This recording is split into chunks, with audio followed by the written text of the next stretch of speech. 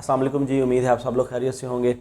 मेरा नाम सईद वसीम है और आज हम बात करेंगे खांसी, नज़ला, ज़ुकाम के हवाले से कि इसको आप कैसे कंट्रोल कर सकते हैं। और जैसे ही मौसम तब्दील होता है, मौसम की तब्दीली में जैसे सर्दी स्टार्ट होती है, गर्मी से सर्दी की तरफ जाते हैं तो उसमें काफ़ी बेहतियाती भी होती है। ठंडे पानी का इस्तेमाल है, हम परहेज़ नहीं करते तो हमें नज़ला ज़ुकाम हो जाता है, खांसी हो जाती है। तो इसके लिए मैं आपको एक कावा बताने जा रहा हूँ। इस कावे के इस्तेमाल से आपको चाहे नज़ला ज़ुकाम का मसला है या आपको खांसी और बलगम आ रही है, ये बिल्कुल ठीक हो जाएगी। और ये जो आपको मैं नुस्खा बता रहा होता हूँ या जो टोटका बताने जा रहा होता हूँ, ये मतलब अपने क्लाइंट्स को मैं पहले यूज़ करवा चुका होता हूँ और इसके बहुत बेहतरीन रिजल्ट्स होते हैं। मतलब ये कामयाब नुस्खा होता है, ये कोई टोटका नहीं होता कि मतलब आप इसे नज़रअंदाज कर दें।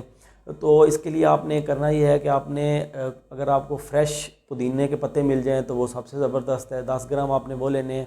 अगर फ्रेश पुदीना नहीं मिलता तो आप पंसार से खुश्क पुदीना ले सकते हैं और इसमें 5 ग्राम आपने मुलट्ठी डालनी है, 5 ग्राम आपने इसमें दालचीनी डालनी है और 5 से 6 ग्राम आपने इसमें सौंफ डालनी है। ठीक है, 1 गिलास जो पानी है इसमें ये तमाम चीज़ें डाल के इसको अच्छी तरह बॉयल कर लें ताकि पानी जो है वो पौना गिलास रह जाए।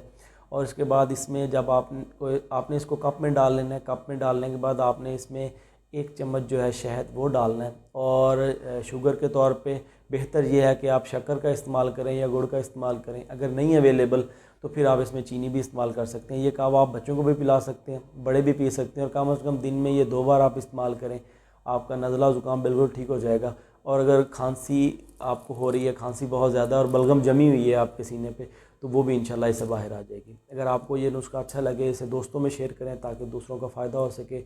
और मज़ीद इन्फॉर्मेटिव वीडियोज़ के लिए यूट्यूब पे मुझे सब्सक्राइब कीजिए, फेसबुक पे फॉलो कीजिए। दुआओं में याद रखिएगा। अल्लाह हाफ़िज़।